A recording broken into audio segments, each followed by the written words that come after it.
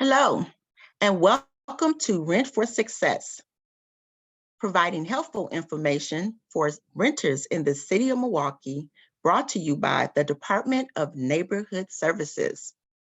I'm Herlyn Roberson, your facilitator. I'm the program administrator for the Outreach Division of the Department of Neighborhood Services. I can be reached at 414-286-3326 or email me hrober@milwaukee.gov. So let's get started. Rent for Success goals. Learn how to scout out a place that meets your needs, avoid abuse from landlords or managers while renting, and recognize when there's a problem with your living arrangement and take appropriate action, i.e. notify the correct people or when you're about to leave the property, and eventually get into your own home.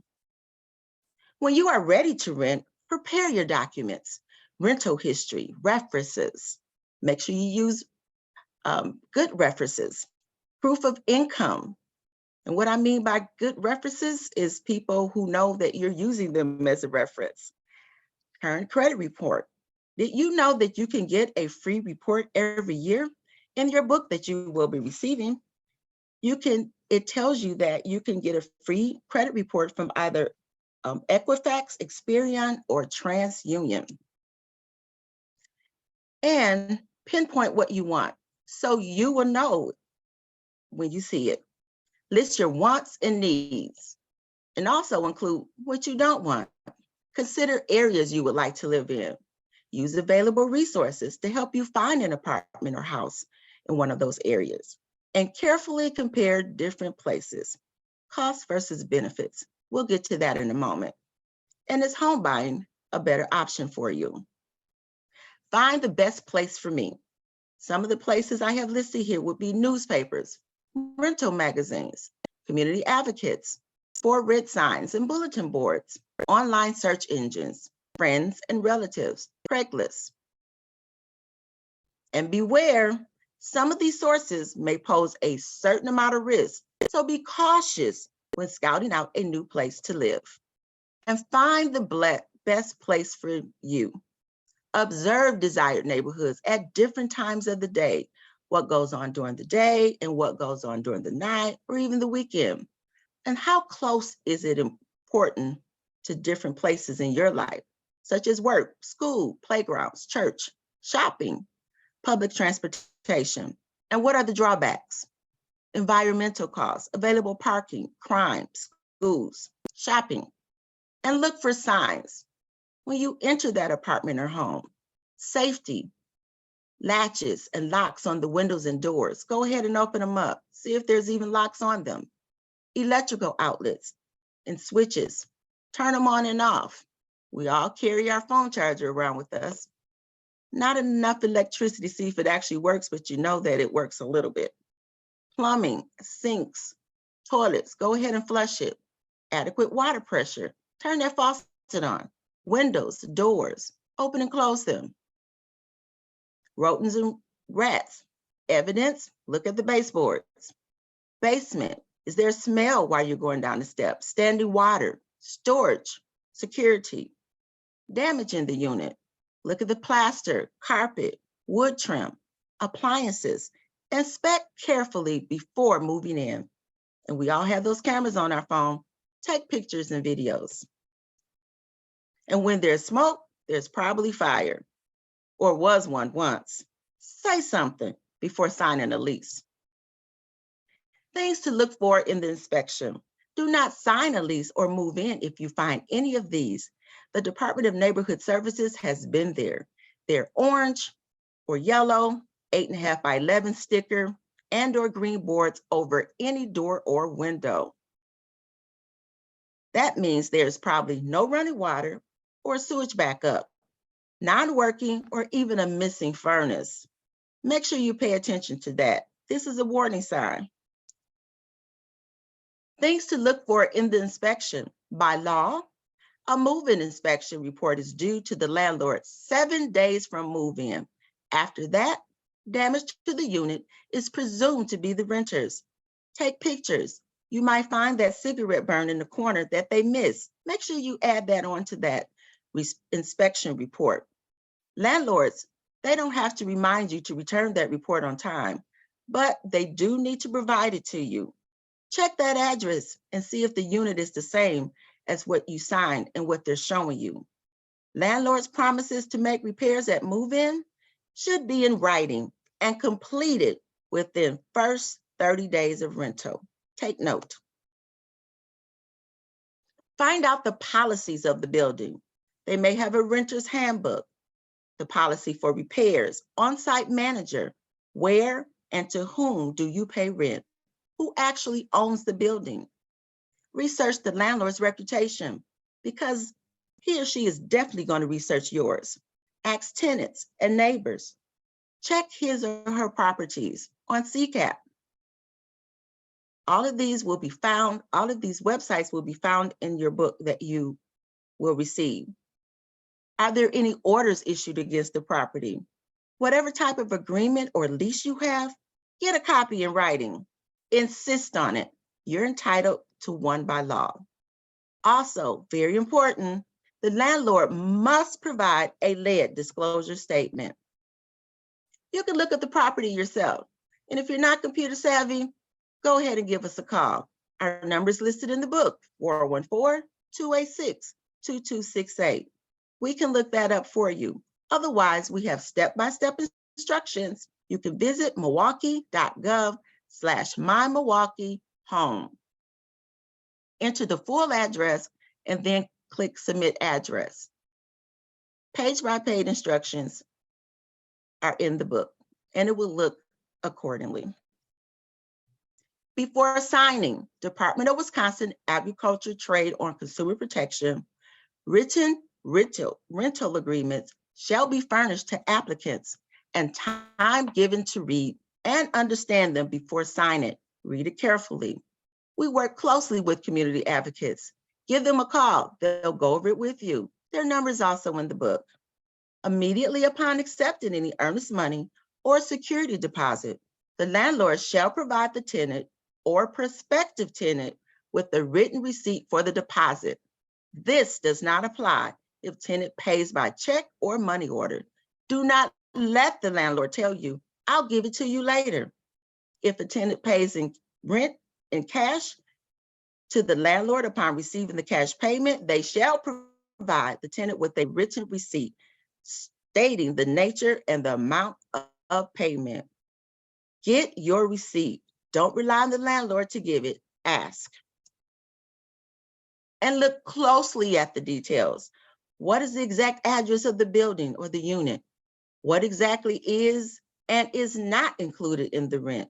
Get it all in writing before you sign. Which utilities does the tenant pay? How is it determined? Example, a water bill in a duplex with only one water meter. Is there on-site storage or parking? Storing things without permission may become a problem. Do you have access to those rooms that were locked when you went through there? And you can also call We Energies to see what and how much the utilities usually cost for that particular unit. Potential rental application problems. Reasons to be turned down. Omitted or inaccurate information. Empty blanks. Do not look over it just because it does not pertain to you. NA, not applicable. We still use that. Bad credit or credit score too low. Ask for details like the minimum credit score and a copy of the report if turned down for this. Is there an option of a higher security deposit or maybe a cosigner? Bad references, recent evictions or criminal charges. If there is such a thing on your credit report, make sure you tell them before they find it. Ask for details like the minimum net income and if there are any other options like a larger security deposit or a cosigner. Discrimination, treated unfairly or discriminated against. Here's what you can do. Document all facts and details. Contact for assistance, Fair Housing Council, legal action, legal aid, community advocates, Bureau of Consumer Protection, all numbers found in your book. Here are some federally protected classes that a landlord may not treat you differently based on your race, color, religion, gender, national origin, mental disability, physical disability, family status, including pregnancy, age 18 and above, sexual orientation, marital status, ancestry, lawful source of income, victims of domestic abuse or other crimes. Having a prior criminal record is not a protected class. Rental agreements. Always get and keep a written copy. Know where your rental agreement is. So when a problem arises, you know what you signed. Understand and identify important provisions. Example, if it says no subletting or lease will be terminated, you'll be forced to move if you get roommates without permission. You may be able to get permission if you ask before, but get it in writing. Understand different lease provisions. Some may be illegal, and whom to ask specific questions about a rental agreement or lease. An example of what that looks like is following. Also, pay with a personal check, cashier's check, or money order if possible. And remember, a month-to-month rental agreement is not a lease. A lease has a start and an end date. It ends with a 28-day notice and a complete rental cycle from either party, or the landlord may end for breaking of the rules, 5-day, 14-day notice. An example will be soon shown to you, but it's also going to be in your book. 5-day notice is not required if there is a violation of the rental agreement, like in a year lease. Though a landlord may use one if you break a rule or don't pay rent. You always have to pay your rent no matter what. If they're not fixing something in a timely manner, you still need to call your rent. Call Department of Neighborhood Services. You cannot withhold your rent. That can be done through our department, but you have to call us first. It's called rent withholding. So make sure you contact us at 414-286-2268. We also work close with community advocates who does rent abatement. Again, it all starts with that phone call. It is illegal for you to withhold your rent at any time because you can be evicted. Both parties have flexibility to end lease for the landlord to raise to end lease or for the landlord to raise the rent. You can also leave with a month notice. No explanation is required.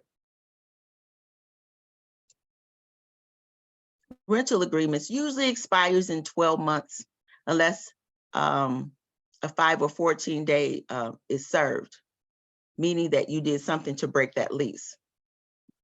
A year's lease, it provides stability. They can't go up on your rent. A month to month, they absolutely can go up on the rent.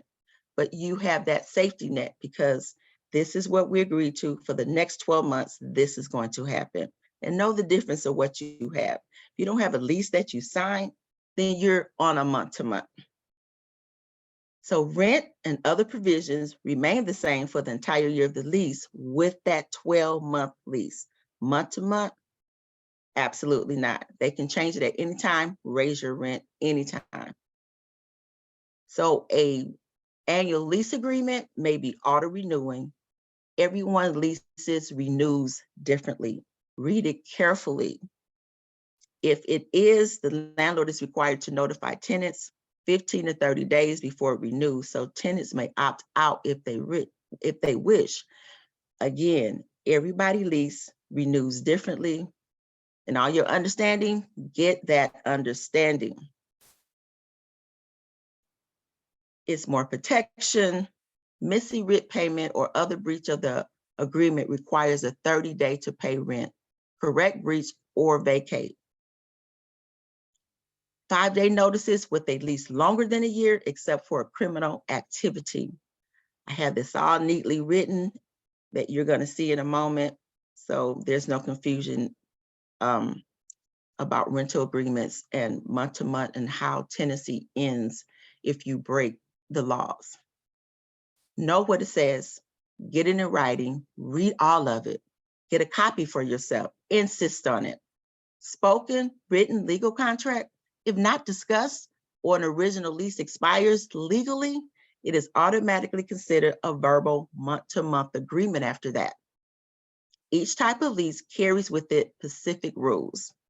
Landlord required to alert tenant 15 to 30 days before auto-renewing. 12-month lease renews itself. Again, it could be different. Make sure you understand what your lease is saying. Here's that non-standard rental provision. Pay close attention to these rules and fees that apply over and above the rest of the lease agreement, because those fees can add up fast.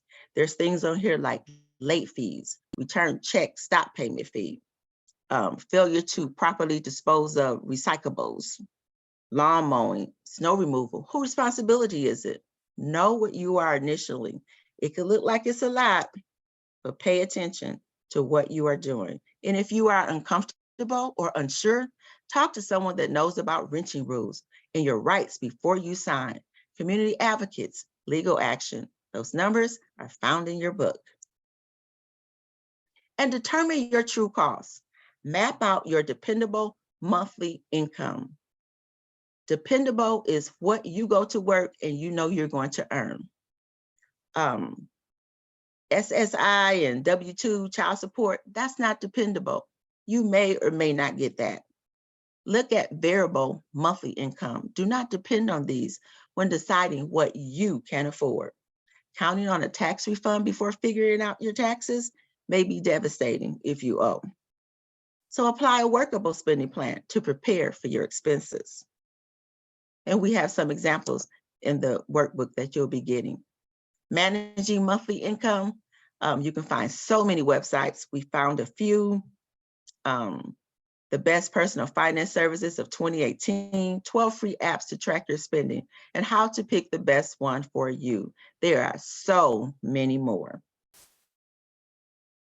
Rental application process. Be prepared to complete rental agreement on site. Bring an accurate record of previous addresses, dates, and workplaces for the application. Copy of credit report is often good for this. Some landlords have online applications. Some landlords managers insist that applications be filled out on site. Have your details ready, even if it's not required. On an interview of the applicant too, to see if you know your personal info by heart or if you may be making it up. Be prepared to complete rental agreements on site. Again, complete every line, use NA or none if you have no answer, but do not leave it blank. Recognize why and how landlords screen applicants. They're trying to avoid conflicts and make steady money. They want to eliminate trouble as soon as possible. If you don't answer or misrepresent something on the application, it could mean you're hasty or the truth might look bad for you.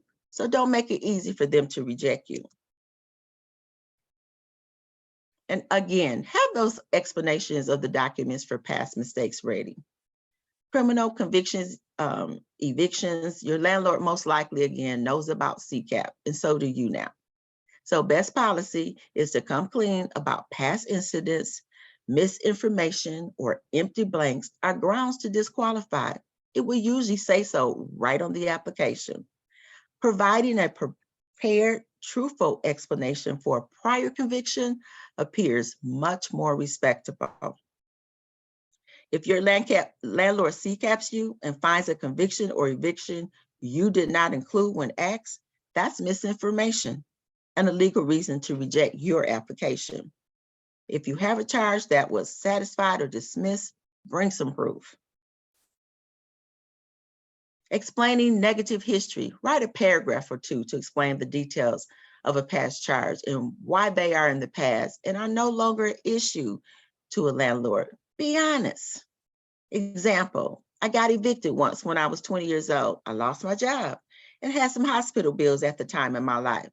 I have since established a decent savings account enough to cover a few months' rent. I have a stable job and a family that inspires me to be a respectable citizen. That was 7 years ago, and I have not been in trouble or evicted since. That's just an example. Again, have those explanations and documents prepared. If you ever have a conviction, eviction, dismiss, save those documents and bring them. Include a copy with your application. Good references. Use people that can say good things about your professionalism and character. People of responsibility preferred, a manager is preferred over a supervisor, unless the manager doesn't really remember or know who you are, then use the supervisor. Have those explanations and documents prepared. References from paid and or volunteer positions are preferable to social contexts. Professional contexts have a different, more usable perspective for a landlord than friends do. Do not give false references. Don't give your grandmother's contact information unless she actually was your landlady and she knows that they're going to be calling. Landlords are looking for a stable source of income from their investment. You are looking for a nice, affordable place to live. Notice the different goals there and set yourself up for success. Here are some affordable housing options, rent assistance, Section 8.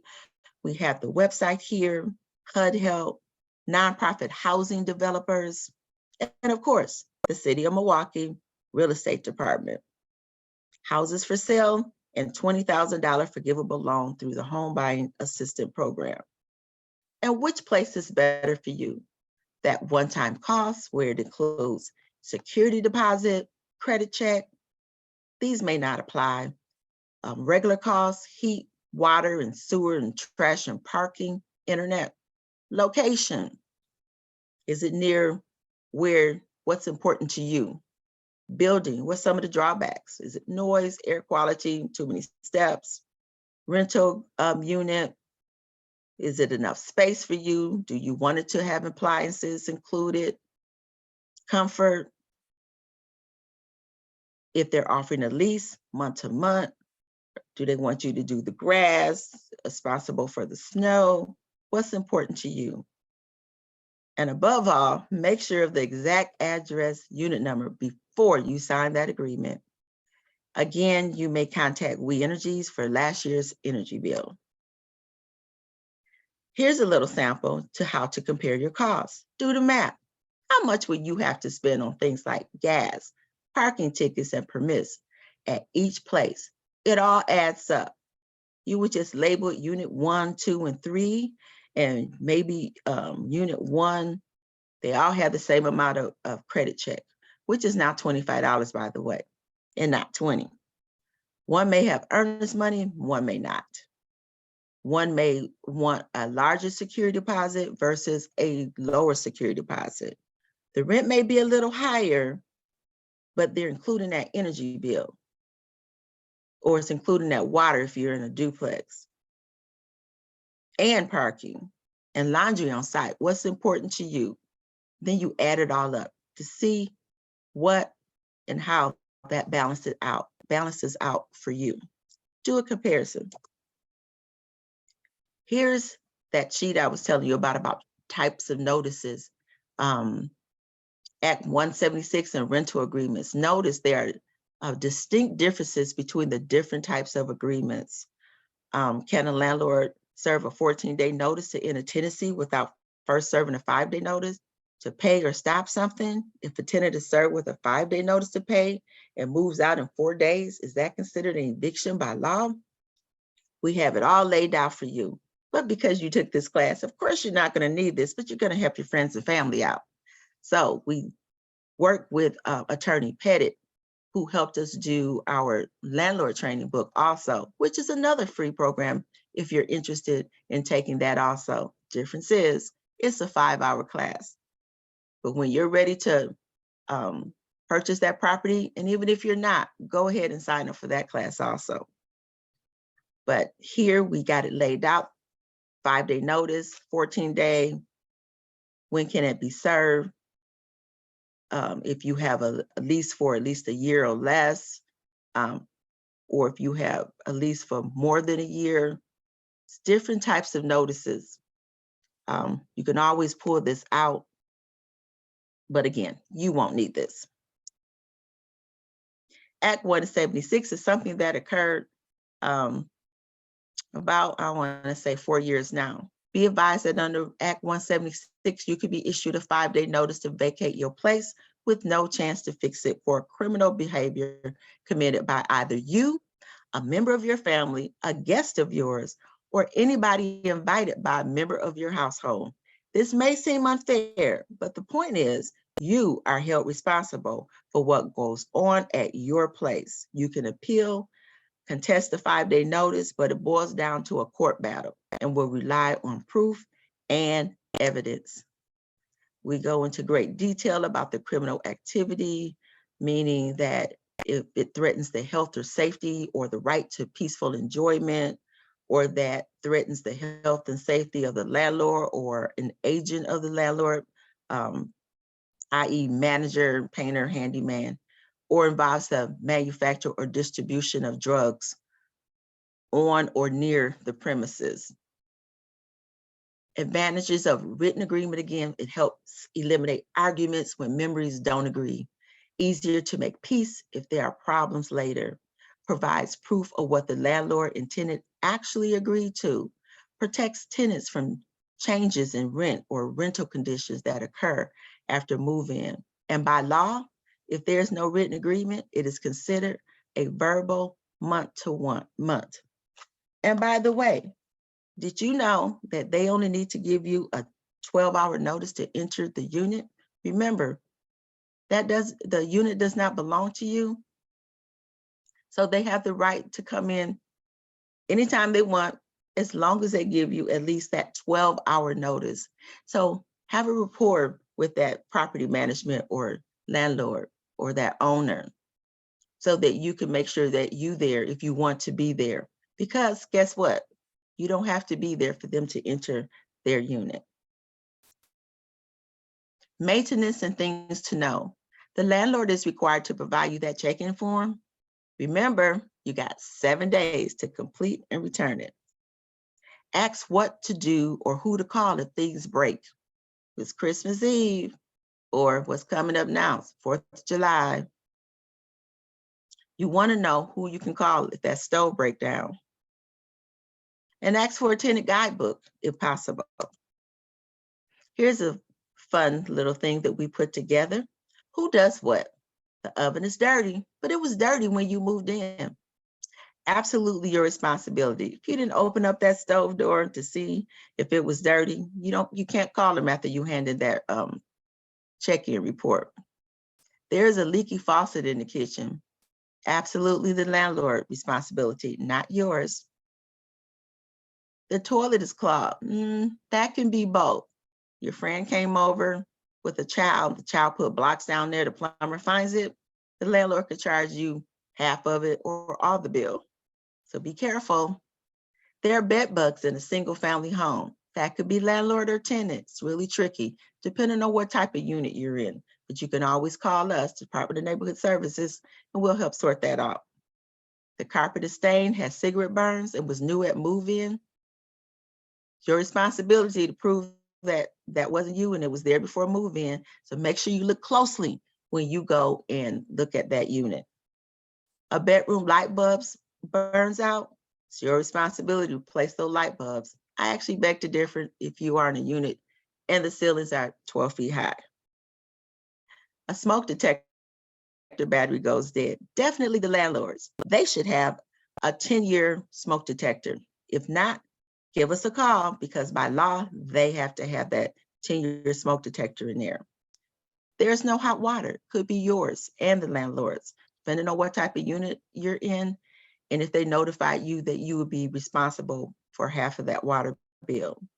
Your front door lock doesn't work, definitely the landlord. You don't own the structure of the building. There's mildew in the bathroom. Get a lot of calls about this. It's your responsibility. The bathroom has a window, you need to open it. If it doesn't have one, you get mildew. Bleach and water in a spray bottle will take care of that. Determining responsibilities. If when making official requests of your landlord or manager, make them in writing and keep a copy. Know where it is in case you ever have to go to court. In writing definitely means on paper, not a text or email. Keep all receipts for payments and products regarding the property.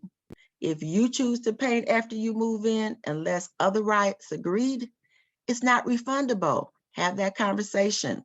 Again, the structure does not belong to you, but if you want to start changing things, make sure you check with them, get it in writing that they agree to it.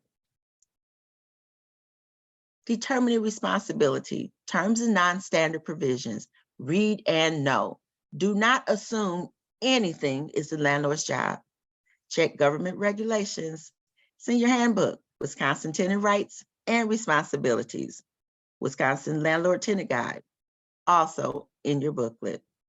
Document your communications with the landlord on paper if possible. Again, emails and verbal conversations can also be printed out, but you cannot use a text. Why keep the place clean? We all know this. You are less likely to lose things, get sick, or have accidents or injuries. It may lead to less security deposit deductions. It will put you in a better mood and make being a home more pleasant. And it is less of an invitation to bugs and rodents, especially in the summertime. What to do about mice and rodents? Mice and roaches. Check the tenant's handbook if there is one. Store food in sealed containers. Do not leave dirty dishes or food around. Keep trash in a closed container and remove it often. Work with other tenants, landlords, neighbors to remove favorable conditions for pets. Mice and roaches both need food and water for survival. Removing and or limiting their access to food and water will help make them leave on their own. Also, pesticides can be harmful, especially around children and pets. Giving notice to end tenancy. Check that tenant's handbook. If there is one, you should have something on how they would like for your tenancy to end when you're in a lease. Again, month to month, either one of you can end it at any time. And you have not moved out until you return all keys and openers. Some leases restrict move out months and apply penalties. If you move during those months, like December through March, for example, make sure that you, in that non-provision, that you saw that. So they're telling you you can't move out. It's not a state statute. It is not a city ordinance, but they can put that on that non-provision statement that you will initial. So notice what you're initialing and agreeing to. The notice to move starts with the next complete rent cycle, first of the month. So if you give notice on the 10th of the month, the clock does not start until the following first of the month. If you do not give proper notice, you may be legally liable to pay rent, even if you don't live there anymore. A written notice means written on paper, not text or email. Also, a security deposit is not for the last month's rent. Giving notice to end tenancy, important note. If you stop paying rent because you are upset with the condition of the property or landlord, you may be legally evicted. Again, call Department of Neighborhood Services so we can help you get that ball rolling and helping you get those conditions met. But first, make sure you have that report with your property management or owner. And remember, we give the landlord some time to make those repairs. It is not instant. In a month-to-month agreement, either party, again, can give the other a 28-day notice to end the lease, and no reason has to be given. A landlord may give a 14-day notice ending the agreement for breaking a rule or not paying rent. A 5-day is not required with a month-to-month. The 28-day notice has to be given before the rent is due. So at least a complete rental cycle of the month is given to either party. Send it registered mail so you have proof later. Sometimes rental agreements will require 60-day notice to move. And again, until you return those keys and clean, you are not moved out. And as I mentioned before, the landlord has that right to show the apartment to new applicants. Enter for any other reason. All they have to give you is a 12-hour notice or other agreements from you when you have that report with that management company. And if you receive a notice, read it carefully, then read it again. Know what the notice says and what may be coming next. Be aware of each separate lease type because it has its own process, and you are usually allowed time to solve your dilemma. Until you get an eviction notice or a notice to end tenancy, no right to cure, then you have to move or you will be evicted. A 5-day pay or quit notice is not an eviction. Neither is a 14-day termination of tenancy. If you vacate, clean, and return the keys by the date indicated. An eviction only comes after 5-day or 14-day notice if you do not comply. And then maybe you decide you want to start on the path to homeownership. With your credit cleaned up and now knowing how much you have to spend, explore that option to buy. With the right mortgage and a decent down payment, it may be cheaper than renting. Explore classes and resources for buying your first home. Visit milwaukee.gov/housing help. I hope that you've learned a lot and that you will share this information with others and invite them to come on in and join classes in person, online, or virtually. Thank you for joining and participating the City of Milwaukee Department of Neighborhood Services Rent for Success program.